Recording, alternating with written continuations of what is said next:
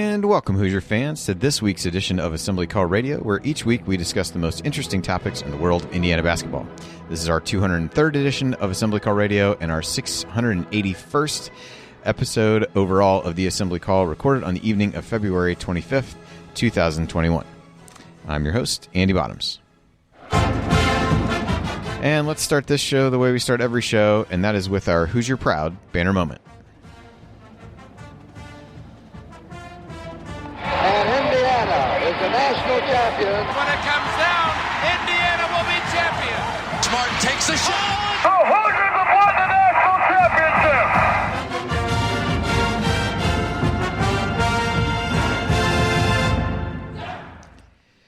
Well, I don't want this to come off as a shot at the men's basketball program in any way, but I'd be lying if I said I wanted to talk a whole lot more about the Rutgers game from Wednesday night.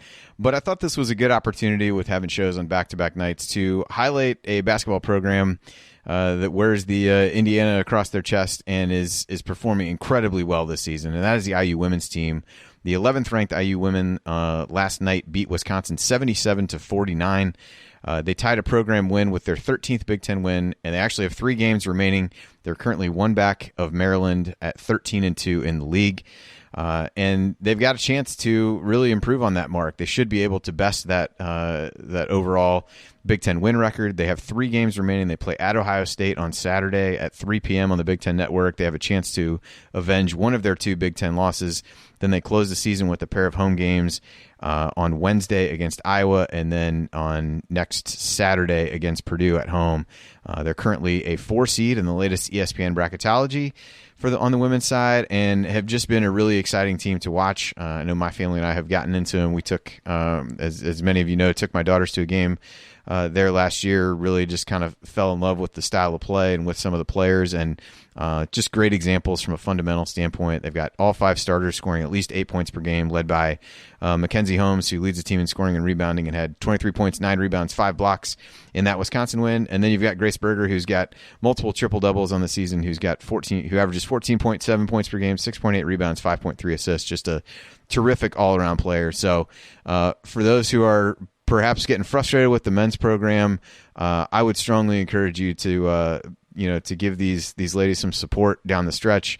Again, they play at 3 o'clock, so watch the IU Michigan game, watch Assembly Call, and then settle down and watch IU Ohio State on the Big Ten Network on 3 o'clock on Saturday. And I think you'll not be disappointed with the style of play, with the effort. They've just been a real bright spot for Indiana basketball this year. So felt like a good chance to talk about them and not relive any part of the IU Rutgers game from Wednesday night. So as we move forward here, I'll introduce my co-hosts, and to my left tonight, analyzing players, finding every wrinkle. He hasn't ever hosted, never lifted a finger. He's got all the Well, let me quickly add just one thing about this. Dude just interrupted his own jingle. he is Ryan Phillips. Ryan, I assume you're probably like me and have little desire to relive the Rutgers game, but I'll let you go with this your intro however you want. I'm just going to pretend it didn't happen, but I think it's worth noting that Indiana's lost 3 out of 4, and those 3 losses did not look good and looked, in fact, pretty bad. And that comes after winning 3 out of 4. And so to drop, they're 12 and 11, 7 and 9 in the Big Ten, and heading into a very difficult stretch of the schedule, which we'll talk to, Ed about tonight, playing Michigan this weekend, who is playing as well as anybody in the country, and then finishing the season at Michigan State, who just punked them in the second half last Saturday, and then at Purdue, who stomped them at home earlier this year. So I get it, and I heard from a lot of Indiana fans today who listened to our show last night, and they're frustrated, and they're wondering where the progress is and where the development is and where the change is. And this was supposed to be the year that Indiana had an All-America candidate and had some guys that probably could affect the game and change things and make things a little bit better and some more depth and all of that. And the results haven't been there. In fact, this team is probably, I think, inarguably worse than last year. And I get people's frustration. I really do. And that's where we're at with Indiana right now, is frustration. I know the players feel it. I know the coaches probably feel it too, but we're going to have to come to a point as a program and a university where Indiana decides what it wants to be moving forward, and how important is basketball to the university. And I've talked about this before, and if basketball is just a fun thing for kids to pay attention to while on campus and not a really essential part of your brand as a university, then you can probably keep going the way you are. If it's a huge part of Indiana's identity, then I think that some really hard choices have to be made over the next few weeks. And look, Indiana could turn this around and miraculously beat Michigan and go up to East Lansing and stomp Michigan State and end the year on, going into Mackey Arena and miraculously beating Purdue. But I have very little faith that that's going to happen, that things are suddenly going to turn around and get better. We know who these players are, and we know who they are when they're in this system. And I just don't see a whole lot of sunshine and rainbows coming out of this. So I just think that as a whole, Indiana needs to take a look at this and decide what it wants to be and decide what it wants the program to be, what it wants the athletic department to be. There's a new athletic director. I think a lot of this is going to come down to him deciding and maybe figuring out a way to affect change, whether that's keeping this coaching staff and making serious changes or moving on. But again, I think this university as a whole needs to decide what basketball means to it, because it's been a long time since Indiana has been consistently competitive nationally. And after so many years, it's easy to get disillusioned and to kind of feel like this is just who we are now. And I don't think that's acceptable as an Indiana alum and an Indiana fan, but we'll see what they do. But I definitely think it's come time for everybody to sort of figure out what you want to be in this position. All right, and to my right, making his return to the assembly call, he lives in Ann Arbor, so he's getting an up-close look at Michigan transitioning from being a football school to a basketball school, the inverse transition of what Indiana is currently going through. And he's also the founder of the Power Rank, one of the most trusted sources for NFL and March Madness predictions. He is Ed Feng. Ed, many people wondered what would happen to Michigan basketball once John Beilein left. And after watching another big win right before the show as Michigan beat Iowa, thoughts on what's made Juwan Howard so successful early in his career? Yeah, I think what's made Juwan Howard successful is that Hunter Dickinson is way better than anyone thought he was. This team came into the preseason, I think like 23rd, 24th, something in the preseason AP poll. And that's what they would be if Hunter Dickinson were just any other freshman big man. But he's not. He's really, really good. And he elevates their game on both ends of the court. Really strong in the lower body. That's something you really don't see with freshman bigs. Has a great court awareness. Is able to make the pass. I was also particularly impressed. He actually got a charge call on him against Ohio State. And immediately points to the floor where the guy was standing. And so he knew exactly where the defender was, which I thought was kind of incredible. Take some court awareness to do that.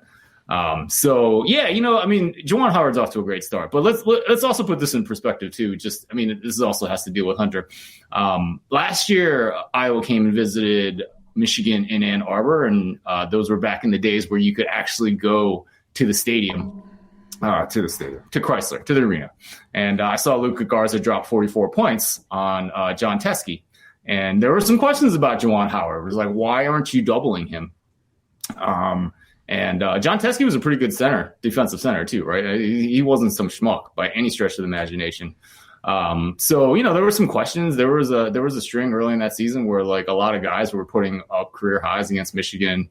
But Juwan stuck with what he was doing. And I think you can kind of, it's been a great start, and there's no doubt about that. And hopefully that will continue for Michigan fans. All right. Well, coming up on this week's show, we're going to have a little IU Michigan preview with Ed. We'll also move into some bubble talk, Big Ten seeding, and March Madness advice as well, and kind of let Ed talk a little bit about what he's done in that space and what his site has to offer from that perspective. And then we'll answer your questions, as we always do. So all of that we've got coming up this week on Assembly Call Radio. But before we get to all of that, and I almost hit the wrong thing, let's talk about insulation, specifically Superior Insulation from our friends at Superior Insulators. They will make your life more comfortable by helping you fix drafty rooms, cold floors, and even excess noise. Plus, their systems help you save money through lower utility bills. More comfort and cost savings, that's a TJD double-double right there. And with winter here, now is the perfect time to invite Brad and his team out to your home or business so they can do for you what they have already done for IU. Yes, the Superior Insulators did all the air barrier systems and spray foam for the new IU Excellence Academy. Brad and his team also worked on the new football locker room, Marching 100 Hall, and many other buildings around campus.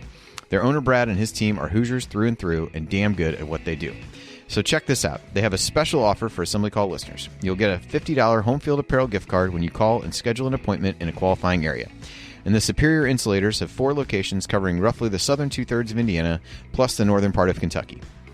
Just tell them the Assembly Call sent you to get your gift card. So go visit insulators.com or just Google Superior Insulation to learn more and schedule your appointment. Then Brad and his team can help you create a healthier, quieter, and more energy-efficient home. That's insulators.com, INSEALATORS.com to learn more. And tell them the Assembly Call sent you to get your $50 home field apparel gift card.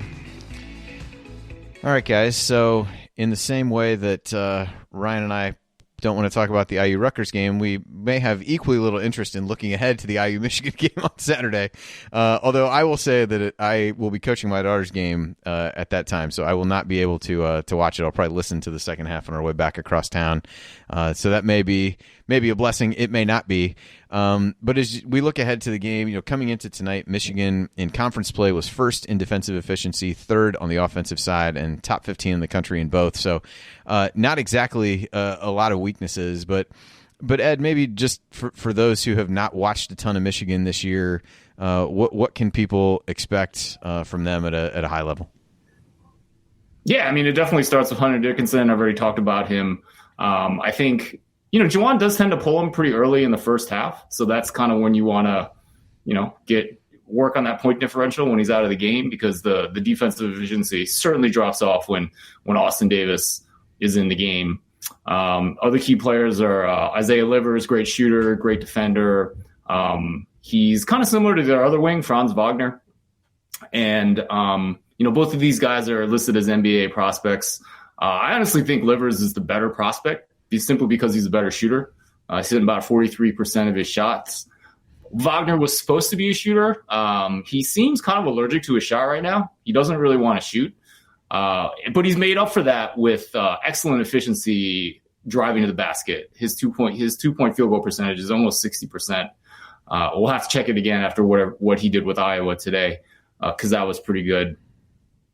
So those are your 2 wings. They're pretty important guys. And then you have Mike Smith as a point guard. He's a transfer from Columbia. Eli Brooks fills out the starting roster.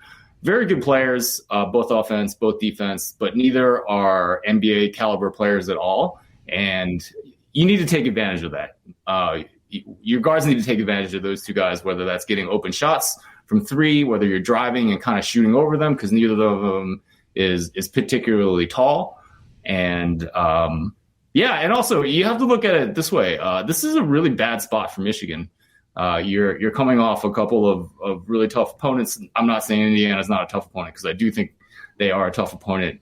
But within 48 hours of finishing this game against Iowa that just ended, you're going to Bloomington, have 1:00 game. And I'm not just saying this because I'm on an Indiana show. I talked about this on Covering the Spread, about how I'm kind of interested in betting Indiana spread-wise in this game on Saturday, because I think it's a good spot for Indiana. There's a lot of motivation there. It's not a great spot for Michigan in terms of motivation. So we'll see where the spread ends up. I mean, I got to think it might be double digits after what happened today. And I would bet Indiana +10 in this game. That is certainly a possibility. I will say one thing that I guess would support your thoughts is that IU has yet to win or lose more than 2 games in a row this season. So they head in on a 2-game losing streak. So if they want to keep that streak up, then they would have to find a way to win this. And there have been times in the Archie Miller era when things seem to be their bleakest, and IU somehow comes out with a good performance. So time will tell. Perhaps you'll give us a little bit of optimism there. Ryan, I don't know if you had any quick thoughts on Michigan and anything to look for from the game from your perspective, other than your favorite early tip-off. So I know you're excited about that. Yeah, I'm really excited about that out west here. A nice 9 a.m. tip-off. It's always great to have to be watching basketball that early. Michigan's really good. I mean, they're just a very solid all-around team who does a lot of good things on the basketball court. Right now, they're playing as well as anybody in the country. Their only loss came on the road at the Barn. And again, you say losing to Minnesota, like where'd that come from? But Ed and I were talking before the show, and Minnesota's not that bad. It's not a terrible team. And you lost on the road in the Big Ten, which happens to everybody every year. And so I just think that they are playing as well as anybody in the country, and that includes Gonzaga and Baylor, who are both undefeated. And Michigan's is a 1 seed who looks like they're about ready to make a deep tournament run. So that's the highest praise you can give a team. What Juwan Howard's doing there is fantastic. They have a lot of guys who are improving rapidly, and coming onto campus is one thing. And as he said, with Hunter Dickinson being a lot better than they're expected to be. And that's the hallmark of a good coaching staff and a good development system is these guys are getting better and being better than they were projected to be. And if anything, I think Michigan's playing better than it was a month ago, and it was playing pretty good then. So I just think that they're peaking at the right time. Their guys are getting better, and they're getting more reliable too. You understand in a game what you're going to get from Michigan, and they're still rising above, defenses setting up for them and trying to stop them. So really just an excellent job by everyone at Michigan this year. Ed, so I had one more thing I wanted to ask you, and I guess it fits in here a little bit just because you talked about the point spread and some of the analytics you do from a betting perspective. How have you had to change, or have you changed how you've looked at things from an analytical perspective, with this year with the pandemic, whether that be teams coming back off a pause, teams, quick turnarounds are like what we talked about is relatively uncommon in college basketball, but at least there's some precedent for that. But, the home away thing where there's no fans, different things like that, like what have been the biggest changes that you've had to incorporate into the modeling that you do to try to account for some of those oddities of this season? Yeah, it's certainly been an odd season. Let's start with home court advantage. I needed to do this for football as well. And what I did was I looked at European soccer when they came back from the break. And you got a pretty good sample size when you looked at 5 top leagues in Europe. And you can see that the home court advantage was about half of what it was before. And so that's what I've been using. It was a little bit less. It was almost nil in NFL this year, although that's been kind of strange. Small sample size with only 256 games in the regular season. With college basketball, I'm still using half. So usually home court's about 3 points these days. It's been decreasing every year, slow decrease. So I'm using about 1.5 points there. I've actually had to change my models around quite a bit this year, and this happened in college football. My strength of schedule adjustments kind of rely on the fact that all teams are connected by games. So every team, so if you look at all, let's just say college football, I need games to connect the Big Ten to the SEC to everyone else. That didn't happen this year. So I actually had to develop some new ways of looking at college football. And so I developed kind of like a ELO method where you essentially look at what happens in a game and you make an update on a team. And I ran that for college football with pretty good success this year. It was pretty good. We got into the college basketball season. I'm like, great, I'm going to go back to the old things that I've done with my strength of schedule adjustments. And then when the early part of the season, there was so much kind of uncertainty and, teams that had so few games that I just started running the ELO model again for college basketball. And now I'm running both simultaneously. And the accuracy is pretty similar. So one's not really outperforming the other, but they do have different characteristics. The ELO model is more is going to react faster to a team that makes a rise. So, I mean, if I'm going to quote you a Michigan prediction, it's going to be that ELO model because they've been, they've changed pretty drastically since what they were in the preseason. The other model that I have is a little bit more conservative. There's a little bit, still a little bit of preseason weight in there as well. And that model also uses market data. And that tends to remember what we thought of these teams earlier in the season. So that tends to be a little more conservative. So it would, it would fade Michigan. It would fade Baylor, teams like that. Gotcha. All right. Excellent. All right. Well, let's take a quick break here. And when we come back, we're going to look at the Big Ten we'll talk about the bubble in general, Big Ten seeding, and then we'll talk some bracket strategy tips from Ed to help you win your pool. So stick with us here on the Assembly Call.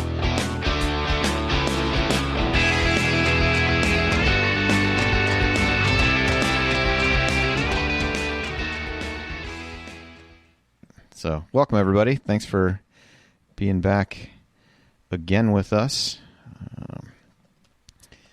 for the show. And Ed, thanks for joining us. Curious from an analytical perspective, this is probably a question that when Coach listens back to this, we'll be interested in. Do you have any thoughts, strong opinions on the net rating that the Ncaa has put into play? Have you dug into that very much? I have not dug into it too much. I know it's better than RPI. So RPI was not a particularly good measure because it did not use margin of victory in its calculations. And you're essentially neutering your method if you don't consider margin of victory in what you do. So I don't know the specifics of net. I do know it's better. And the way you know that it's better is that the committee is getting a lot better at seeding teams. When I first started running numbers over a decade ago, there would be a lot of lower seeded teams that had more than 50% chance of winning. Those tend to be really rare these days. And I think you can kind of see that in the Big Ten as well. In my numbers, most of the seeding looks right in terms of where teams are seeded. And I think it would kind of correspond to where Ken Pom has these teams as well. So you can tell that the committee is using analytics. That means net is not bad. I think there was some weird stuff. I mean, anytime you're only using wins and losses to evaluate a team, that's the problem. But I think their methods are pretty good in general. Yeah, it's interesting. Coach has been texting me back and forth the last couple of mornings just about oddities they see. IU actually moved up one after last night's game. I was like, boy, those 8 points late from Jordan Geronimo really must have helped, because otherwise there's really no. It was a 20-point loss. Yeah, no logical reason for that to happen. So there's always some oddities. I think in general it does a pretty good job, but I think some of the cross conference stuff that you mentioned is also at play. Colgate didn't play any of those games. They're 12th or 13th or 11th in the net, and there's just no way to kind of normalize, a team like that and some of those things. So I was interested. Colgate is top 15 in the net. Yes, sir. Yes, sir. Yeah, because statistically, they're making Donald Foyle proud, sir. How dare you? How dare you? That is a great reference, Andy. That is a fantastic reference. They're top 5 when I look at margin of victory adjusted for strength of schedule, and they're not one of the top 5 teams in the country. Yeah. And the way the quants usually deal with it is, that's why you put some preseason weight in there. That's why they're not, of course, yeah, top 5 in Ken Palmer way. You're still even with 30 games in college basketball, it's still a pretty small sample size, and you can show that you get better predictions if you still a diminishing preseason weight, but it should still be in there, and that will give you a better estimate for Colgate. Yeah. And I presume net doesn't have that, right? Yeah, I don't think there's anything. They just don't release it until a certain point in the season where they've got It's still probably not enough data. There's always odd anomalies, and they've pushed back over the last couple of years, I think, when they've released the first one, because they know there's going to be some odd stuff in there, and you almost it's going to look really weird. Almost can't wait long 2 enough weeks into the season at some point. But and the RPI was kind of the same way, but everybody, I think, had gotten to a point where they just kind of dismissed the RPI to a certain extent, other than the fact that you had to give it at least some acknowledgement because it was such a big part of what was done. But I think everybody had, by the end, kind of gotten fed up with that and moved along. But anyway. I just want to point out again that we had our first ever Donald Foyle reference on the assembly call in more than 600 shows. What a historic night this has been. I can't believe it's taken this long. It's nice. What's next? Michael Olowokandi going to get a shout out? Oh boy, we can only hope. Andy man. We can only hope. Classic Clippers draft pick right there. Yeah, absolutely. All right, we'll start here. I just put some bubble stuff in here. We can talk a little bit about that. I think we can focus more on Big Ten seeding, and then Ed, I know I'm on your newsletter, so I got some of the stuff that was in there today. So I figured that'd be a good opportunity for you to touch on that a little bit. Sure, so sounds good. We'll hit some of that. I think I missed the good timing to start, so we'll start here in 20 seconds or so I can do something to keep track of the actual time itself here. All right, get this ready. And we will go here in about 5 seconds.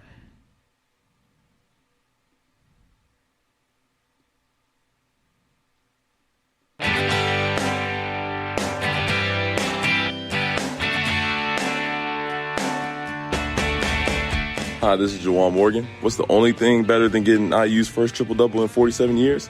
Celebrating it with friends afterwards. Join Jared, Andy, Ryan, and Coach on the assembly call after every IU basketball game. Go Hoosiers. And welcome back to the Assembly Call. You can find all of our content over at our website, assemblycall.com. And if you ever want to join the chat mob during our unedited live broadcast or watch those replays and see all the between-segment banter that tonight included a reference to former Colgate and NBA big man Adonal Foyle, you can check out our YouTube channel at youtube.com/assemblycall.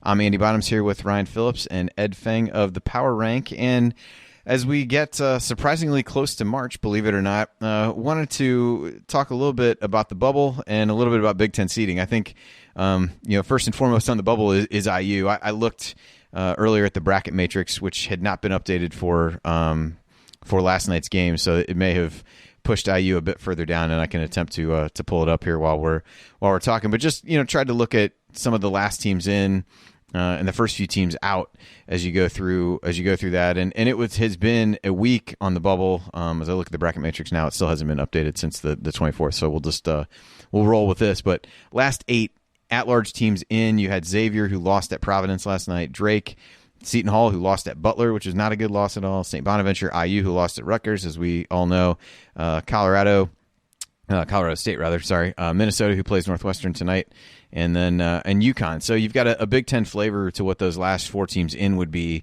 I personally, after last night, would have IU out. I just don't see, even in a really odd year, a team being one game over 500 being in the field. The Michigan State win is loss is kind of teetering right now. I think it had moved to a quad 2, but again, to me, it's the overall wins and losses. And then you look at the first few teams out. You've got Wichita State, who many, including myself, put in as the auto bid as the current leader in the American. So they're a little bit of an oddity. They've got 2 games left to play. You got Stanford, who plays Oregon and also finishes at USC. So those 2 games are going to go a long way for them.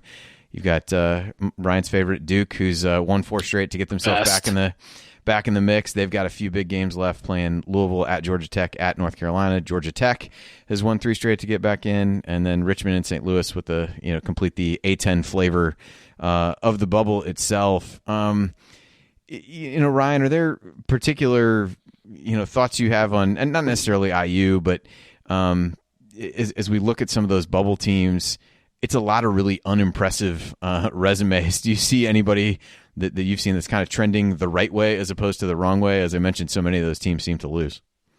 Well, it's Duke. I mean, Duke is trending in the right direction, and let's be real, the committee has a chance. It's going to put Duke in the tournament. It's a huge fan base. They're going to want to put them in the tournament. If Duke gives them a reason to be in, they will be in my opinion. It just seems every year Duke gets bumped up a little bit higher than some people have been projected. Stanford is another team. Hey, they got a really good couple of young players who'd be fun to have on television if they play well. Especially they got Oregon and USC, 2 highly ranked teams. They have a chance to get in as well. So, you look at, you're right. I think a couple of teams that are in the last 8 in are blowing their opportunities to secure those spots. And Indiana was one of them, Xavier, Seton Hall.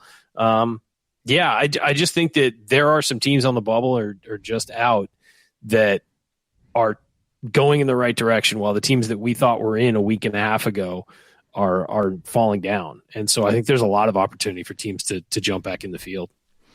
Ed, any of those teams stand out to you, whether it be from an analytical standpoint or could be any way, just as you're kind of looking at the college basketball season as we come down the stretch?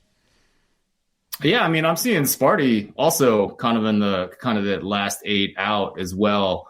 You guys caught Sparty the one game that they shot over 40% from 3, right?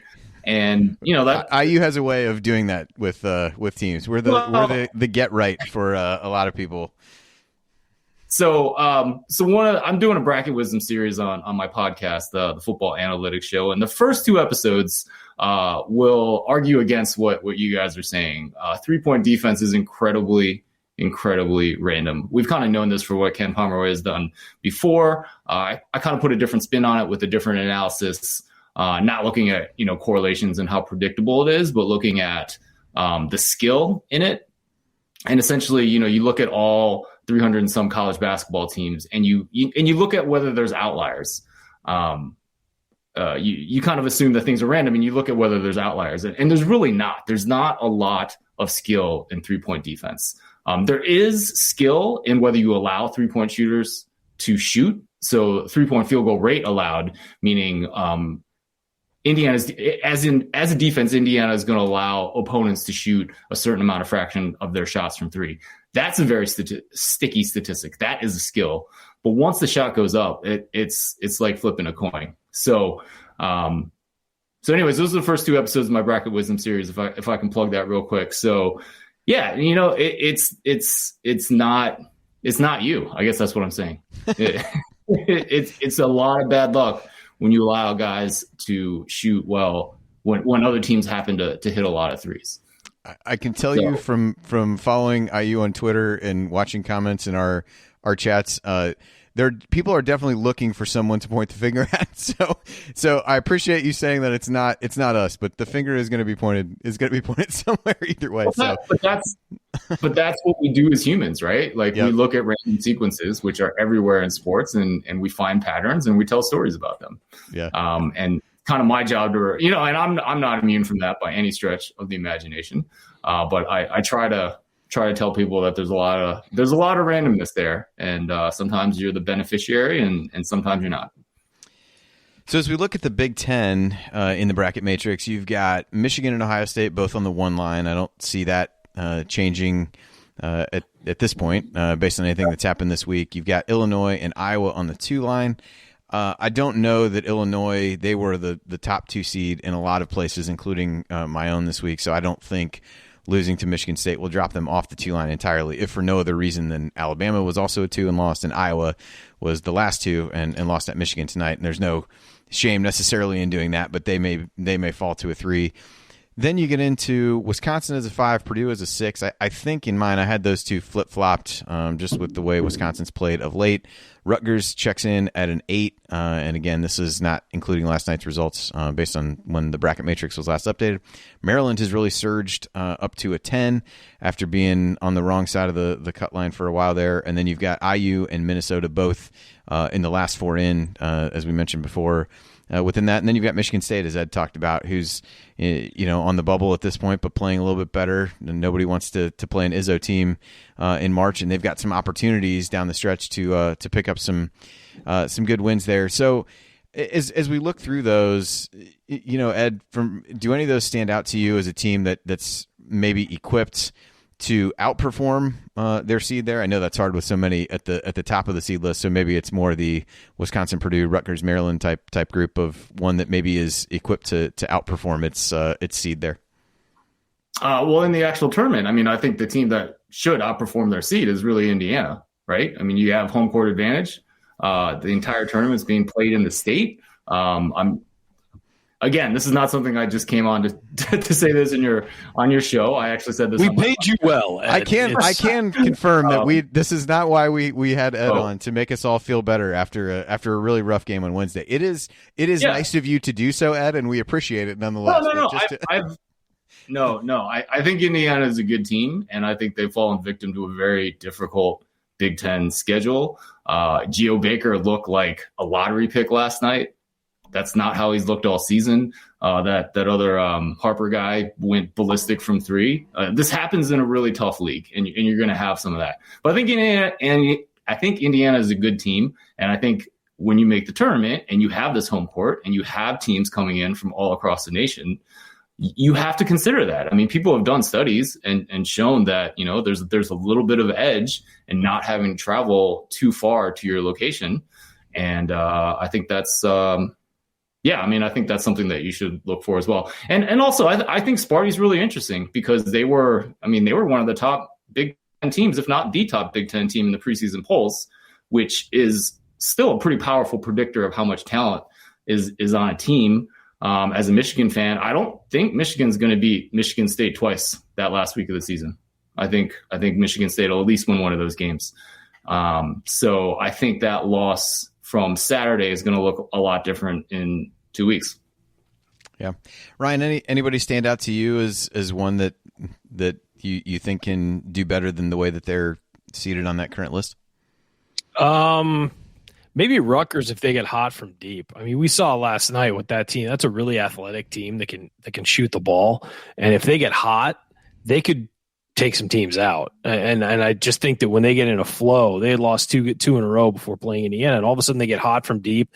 You got to guard them on the 3-point line. That opens up everything on the inside. I mean, they were tossing lobs blindfolded last night, and just hitting it perfectly. It was just when they get going, they can play really well, and when they're not playing well, they're pretty bad. And so it's really an all or nothing squad. But I think you have them in an 8, and they could win some games in the tournament if they Ron Harper Jr. is hitting threes from 25 feet. Yeah, they're going to win. If Geo Baker looks like a lottery pick, as Ed said, they're going to win some games.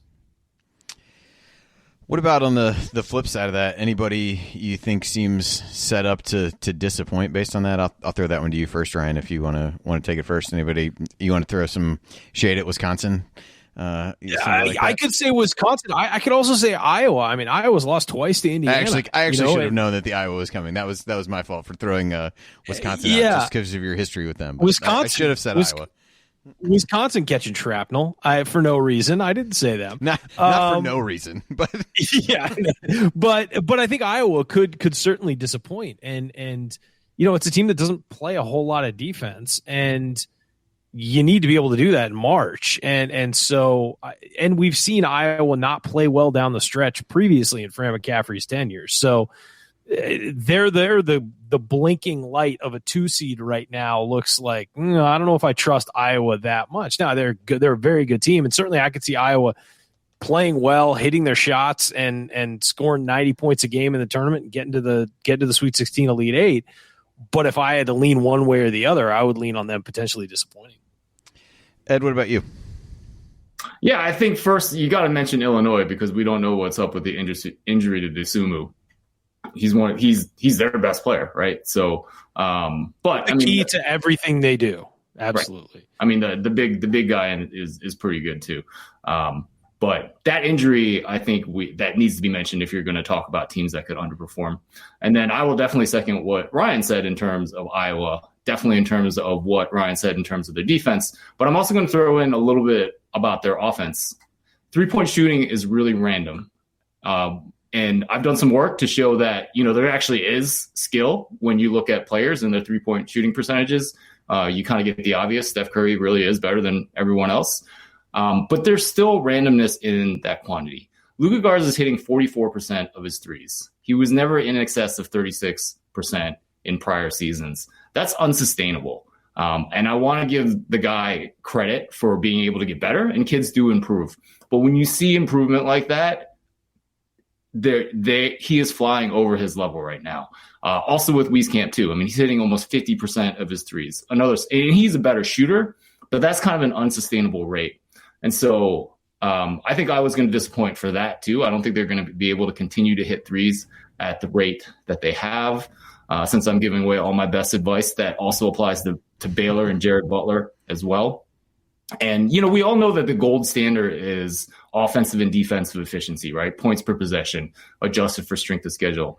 The 3-pointer is the way that you can kind of make adjustments to that and kind of predict which teams are overrated or underrated. It's all about that 3-point shot, and that it's not a good sign for Iowa.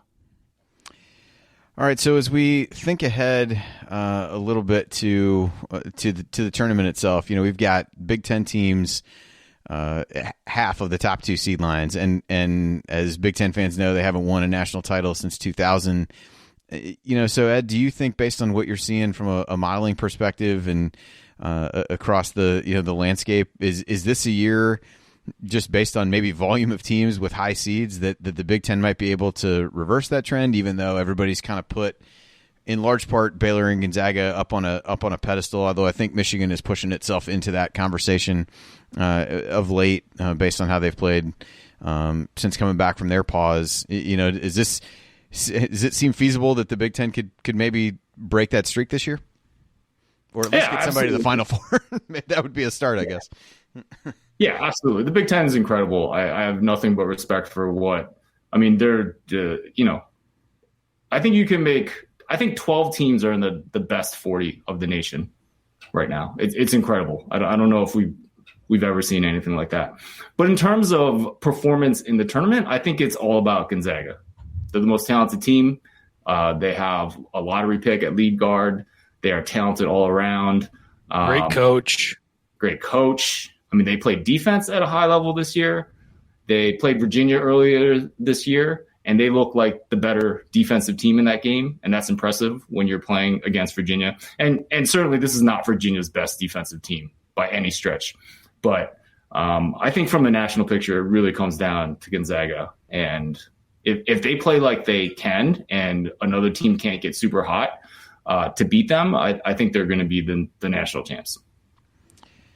Yeah, so that's a good segue. I wanted to talk a little bit, Ed, about some of your other March Madness work. I know you alluded a bit to the Bracket Wisdom series, so feel free to talk about that a little bit more in here and tell people where they can find that. But also, and I think I had you, one of the first times you and I chatted was I had you on a bracketology podcast that I did some years ago, and about a book you had written on how to win your March Madness pool. And I always think a little bit of Gonzaga when we have that conversation, because I won't give too much away of the theory around kind of how to pick somebody, but there was the year that they made the national championship game, might have been the year that I had you on, and I had picked them in that because just felt like a lot of other people wouldn't pick them, but analytics would show they were right there with some of the better teams and had a good chance to win, and they make the national championship game and end up losing down the stretch. So I always in my head kind of equate them to your theories on how to pick winners in those. So maybe talk a little bit about the book and kind of the thought process behind it, and just let people know where they can learn more.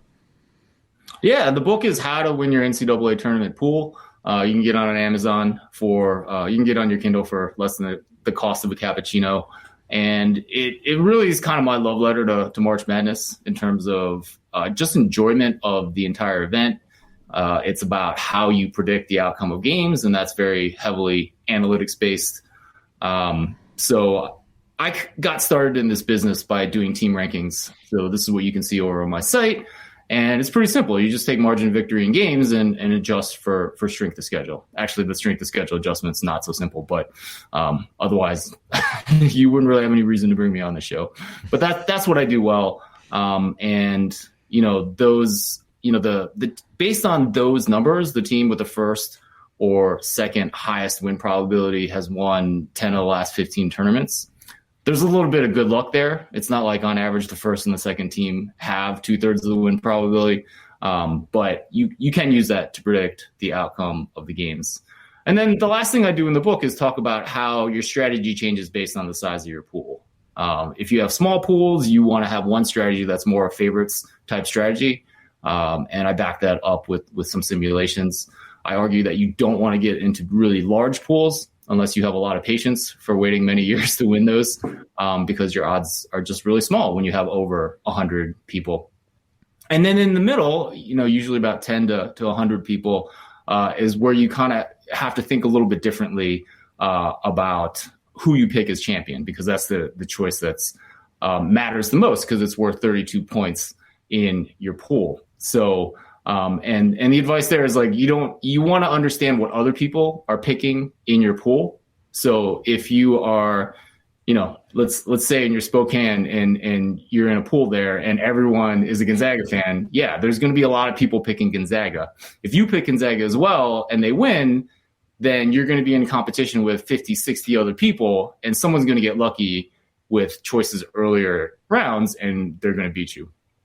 So the idea is to pick someone else that has a really high win probability, but that's not being picked by a lot of people in that pool. And really the art of it is understanding what pool you're in, who's likely to get picked by those people. If you're in Ann Arbor, there's going to be a certain tendency who they're going to pick in this year's tournament.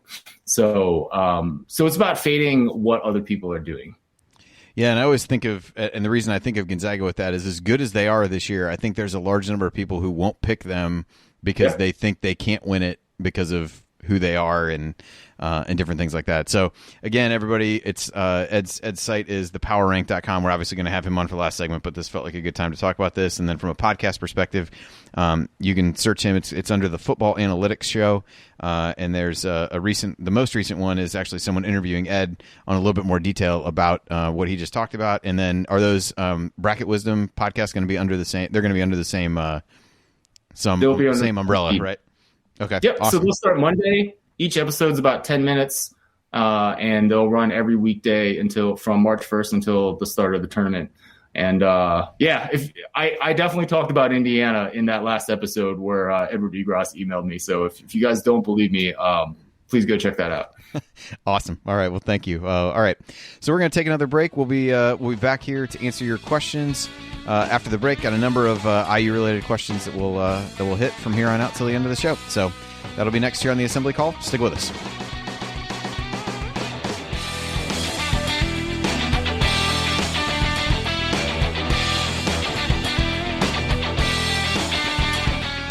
How much time do we have? I was like, oh, sweet. I did a good job of timing that up, and then I totally hit the button to stop it. Technology. So really the human in this case is the issue. But all right, we got about 8 minutes, I think. A little bit less than 8 minutes, I believe, if I'm doing the quick math correctly. So I think we got 7:56 for questions. So I tried to organize these in the order a little bit of the ones that I thought we could touch on first. So I think we can go through them in that order, and if we don't get to them, I don't know. You guys doing the what percentage? Well, I don't know that I have a percentage, but I can at least talk about from a bracketology perspective what there is. So yeah, do you want to do the Leal one first? Yeah, I think we can. I think it's a fair question. I know we talked about it a little bit on the show, so we probably don't need to belabor it. So if you want to kind of chime in on that one, and then Ed and I can take the next one and kind of go back and forth on. Just keep an eye on the chat, Ed, for how much time's left, because Andy cuts us off pretty quick. Okay, great. I am not going to call you Archie. That was really. I'm staring at a question. I don't even know how to take that. I'm staring at a question about Archie, and that was I sincerely apologize, Andy. Well, that's where we are. Do you feel like you have to apologize? It's not even his real name. It's Yeah, so we've got a drop that we'll throw in if we get to a point where we got a break anyway. So anyway, cool. All right. Let me get to where we're recording here. All right, we'll start here in about 5 seconds.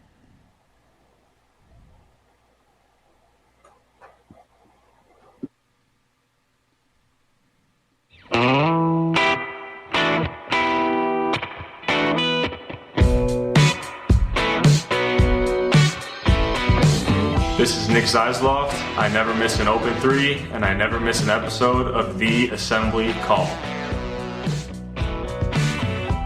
All right, welcome back to the Assembly Call. I'm Andy Bottoms here with Ryan Phillips and Ed Feng from the Power Rank. And remember, you need to be subscribed to our email newsletter. We send out a weekly IU news roundup, even during the offseason. And after every game, we send out a detailed post-game analysis. Just text IU to 66866 or go to assemblycall.com. Again, that's IU to 66866 or go to assemblycall.com. It's now time for our mailbag. As always, all questions were submitted as part of our private IU basketball discussion community, which you can learn more about at assemblycall.com/community. All right, Ryan, I'll throw this one to you first. This comes from Max. I've been harping on this for a while, but why hasn't Leal seen the floor more? I like Galloway, but seems to really gum up the offense. Needs to work on his shot in the offseason. Stashing Leal in the corner buys us a little badly needed space. I know we hit this at least a little bit on the postgame show last night, but wanted to kind of give your thoughts, make sure we answered this one. And so any additional thoughts to what you had last night, or even just to kind of talk through your feelings on the playing time of the freshman wings? It honestly sounds like I submitted that question. Let's be real. From your burner for a while. Yeah, it seems like for a while that I've been saying I think Leal needs to be on the floor to spread the floor a little bit because the driving lanes aren't there for Indiana right now. Occasionally something opens up off a screen or a screen and roll, but it's not really opening up on its own. And the reason why is because everyone's helping off of 3-point shooters. The only guy they really don't help off of tremendously is Al Durham because he's been on fire lately. But in general, nobody's helping. I mean, Trey Galloway gets the ball. There's a guy 7 to 10 feet from him. Nobody they're just daring him to shoot. And sadly for Trey and Indiana, he has been shooting, and that's not a great recipe when you're shooting like 17% from three in conference. So on the season, I don't know why Anthony Little's not playing. We're not privy to everything that's going on in practice or behind the scenes. But yeah, I think that guy needs to be playing because he adds something concrete to an offense that doesn't have a lot of answers right now. And he adds a discernible skill that very few people on this offense have, and something you can point to and say, well, he does this really well. Get him the ball. And especially with as much help as other teams have off of the perimeter players onto Trace Jackson Davis, you can work things out to clear a side of the floor and make it so he's the swing man to get the ball on a double team in the post, or a guy that, can be driven at his side of the floor to open things up. So I think Anthony Little should be playing. I don't know what's going on to leave him on the bench, but he came in last night, immediately hit a three. It's, this game isn't very complicated. You have guys who can shoot, they should be on the floor. Yeah, the only thing I would add to that is what you saw in that stretch last night. He was over there in the corner. They kick the ball out to him. He makes a three. The next possession, he just goes and kind of stands in the corner again. I'm all for him playing more, but I also don't know that you can just, stick him in the corner as a statue and hope that the guys don't get there, because you're starting to see, and I think you saw after that, the Rutgers guy just didn't help off of him the next time. So he's just, while it helps, you got to run him off screens. You got to do things. Like he's just standing there. And I know, listening to a little bit of the latest Crimson Cast, so far, and some of the conversation about the offensive philosophy is how you can run more sets to get shots for shooters as opposed to them just coming off of reads. And we never run pin down screens. Not often. Like we don't run pin down screens to get guys the ball. I mean, I know we don't have a lot of consistent 3-point shooters, but I mean that should be a part of any offense, is the ability to get your shooter open, get him good looks, have it not be a dribble into a shot off a ball screen. So yeah, I agree. I think he should be out there, and I think they should run some sets to get he and Durham, who's hitting shots lately, get them open. All right, next question is from Kurt. What is the percentage chance of IU making the NCAA tournament, and why? I'm Ed may have a percentage. I don't. I would say, just in terms of if you look at the schedule and what they need to do, I think at a minimum they need to go 2-1 in these last 3 regular season games, get yourself back to 2 games over 500. I'm using that as a somewhat arbitrary cutoff, and then at least win 1 game of the Big Ten tournament. I just don't, like I said, large conference teams have been rewarded for stacking quality wins in the past, and I think that will continue to be the case this year. But I still struggle to say you're 1 game over 500 and you're going to make it. That just historically hasn't been there. Even 2 games over historically hasn't gotten you in. So, Ed, I don't know if you have thoughts on that. Not necessarily even from a modeling standpoint, but just based on what you've seen, what do you think IU needs to do? They've got Michigan, then they play at Michigan State, at Purdue as their final 3. I mean, numbers wise, they clearly deserve to be in the tournament. I mean, they're in somewhere between around 30, maybe a little bit higher. And I think, I think they're still in at this point. It would obviously help to win some games down the stretch against these pretty good opponents. I don't really have a probability for it because that's not my forte. Leave it to the bracketologist like Andy. But they deserve to be in my mind. All right. So next question comes from Kara. I'm not a coach. My question is this: could Coach Miller be too basketball smart? People talk about how he knows X's and O's. Maybe that's why their players always seem to be in their heads. Could it be the team needs to be inspired rather than just coached? I wish we could infuse some of Coach Allen into Coach Miller.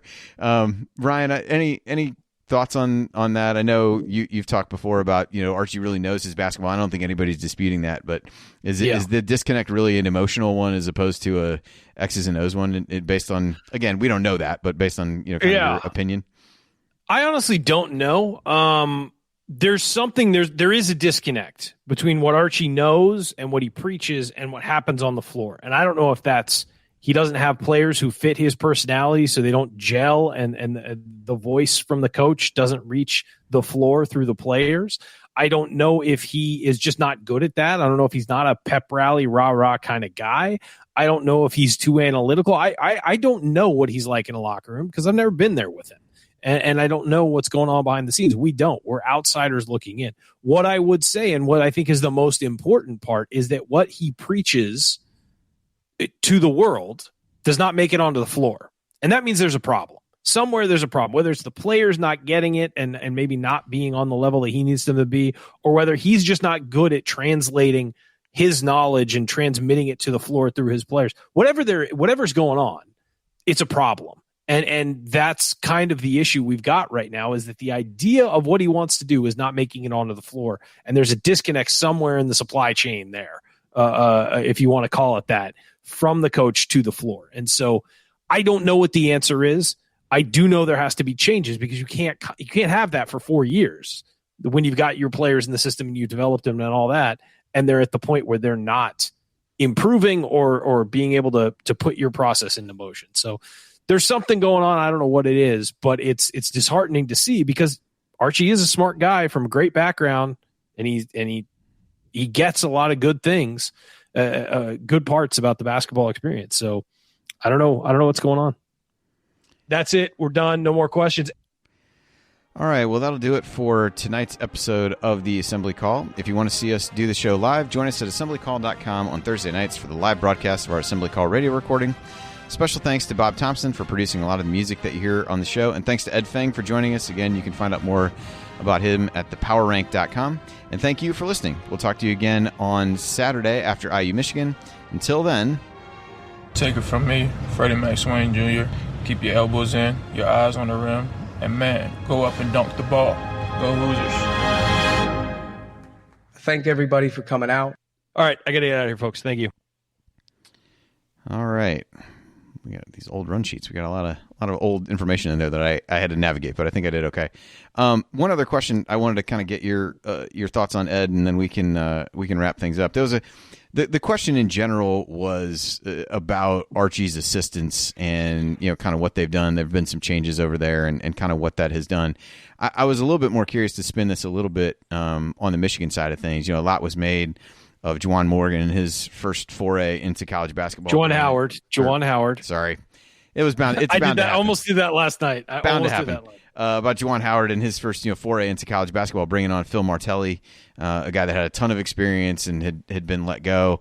What has been, as you're up there in the area, is that something that you feel like is maybe overblown by people, or do you really think that's been a huge help to Juwan as he gets started on his college career? And certainly, if there's anything you'd add about the other folks on staff, certainly open to talking through that as well.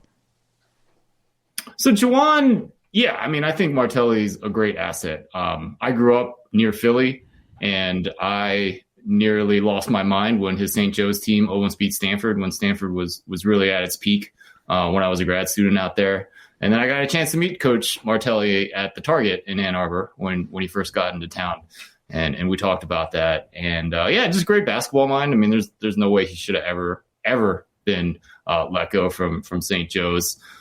Do I know? He was St. Joe's. He was St. Joe's, exactly, right? That team with he had some great teams. Yeah, so Jameer Nelson, Delonte West, that was the... Yeah.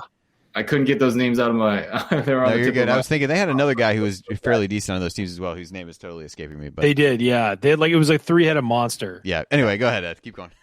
Yeah, but as for Phil Martelli, why they're successful, I don't know. I don't know that many details about the program. Howard Isley was another hire that he made. I'm pretty sure that he might become the BC coach next year. He kept Saudi Washington on staff, but he let one of the other assistants go that was kind of John Beeline's defensive coordinator. And a lot of people questioned that at first. And it's turned out okay. I think he's done a good job with the defense. It's a very modern defense that runs shooters off the line and does not allow you to shoot the three. Doesn't really kind of hard hedge off the pick and roll. But so Juwan definitely had a beat on what he wanted to do on the defensive side of the ball. Those things have worked out so far. We'll see if he can keep it going. Quick question for you, Ed. Do you think that John Beilein will go back and coach somewhere in college basketball again, or do you think he's kind of... Yes. So he's my neighbor. Oh, okay. Yeah. He's my neighbor. He kept his house in Ann Arbor. I see him walking the dog every so often. I used to see Kathleen like every other week at Whole Foods. So, yes, he will coach again. I think he wants to. Every time I talk to Kathleen and I see her and I was like, he had double bypass surgery a couple of years ago. Right. That's part of the reason I asked. Yeah. Yeah. And I saw Kathleen at Whole Foods and I was like, how's coach doing? He's like, oh, yeah, he's fine. He's great. These coaches are a different breed. I think she said that to me multiple times, and I've only seen this woman like a grand total of 3 times in my life. So what do you think his opinion would be about coaching at the Harvard of South Central Indiana? Is that, oh boy. A lot of people on Indiana sites and things like that always bring Beeline up. Even when he was with the Cavs and he was still with the Cavs and things weren't going well, they're like, wow, is he the one who got away and all that years ago when they had a chance to get him from West Virginia. And I was just wondering if he's even looking to take on a project like that. Cause you watched him for years in Ann Arbor and obviously you're his neighbor. I think it's a great question. I think if you're Indiana, you have to ask this question, like, is that the type of program that you want? Right. Yeah. Not the program that's going to be bringing in a lot of 5 stars and, have the idea of getting to that top 10 that that's where you expect to be. I don't think John Beeline is going to be a long-term solution anywhere just because of his age. Of course. I think that's the other part. Can he groom an assistant head coach that's going to take over? And I think he would have to come in with a coach in waiting kind of situation. Maybe not officially outwardly, but he'd have to bring in a very strong number 2, I think. Yeah, absolutely. And so last time I talked to Coach, he was, I was like, what are you up to? He's like, oh yeah, I teach my class at the University of Michigan. And then he said that 9 of his assistants are now head coaches. So the man spends the majority of his time watching those games and trying to help out his former assistants. I think, one of them would be more than happy to come in and take that assistant head coach role. It's an interesting marriage. It's an interesting idea. I don't think it doesn't scream to me like the right fit necessarily for you guys. Yeah, I'm just throwing it out there because people bring it up. Yeah. No, I mean he's a great basketball coach, but you got to remember, like he didn't make Michigan in 2 or 3 years by any stretch. It was a long-term project, and there was a long-term learning process in terms of kind of recruiting on a higher level, and then he kind of had the ideas about how to run an offense, and that kind of peaked with the Trey Burke team and the Nick Stauskas teams, and those teams were incredible offensively. And then it really changed, and he brought in different assistant coaches that helped him with the defensive side of the ball, and they became one of the best defensive teams in the nation. And one of the craziest turnarounds in college basketball. Insane. It was insane. That. Because he was known, even from West Virginia, as being just this crazy offensive team. They bomb threes. It was almost like the spread offense in college football. Which was funny because Rich Rodriguez was at West Virginia at the same time, and it was just running up crazy scores and beating teams. And then Michigan flipped. I mean, it was a philosophy almost completely flipped defensively. It was really impressive that they were able to do that. Yeah, and so the guy that I haven't been able to get off the tip of my tongue, Luke Yaklich was the defensive coordinator under Beeline. He was the guy that a lot of people expected to stay around. And Juwan decided not to keep him. So, but he's a great coach. He's at the University of Illinois Chicago right now, and he was a big part of that transition from offensive to defensive team. He was the one that got those switching schemes so that those teams didn't allow any open shots. Like you couldn't take a 3, and then they would rotate so that you couldn't really take a 2. And it was impressive to see. And that was part of it. Having Xavier Simpson and John Teskey was a part of it. But, and that was kind of the core that Juwan inherited.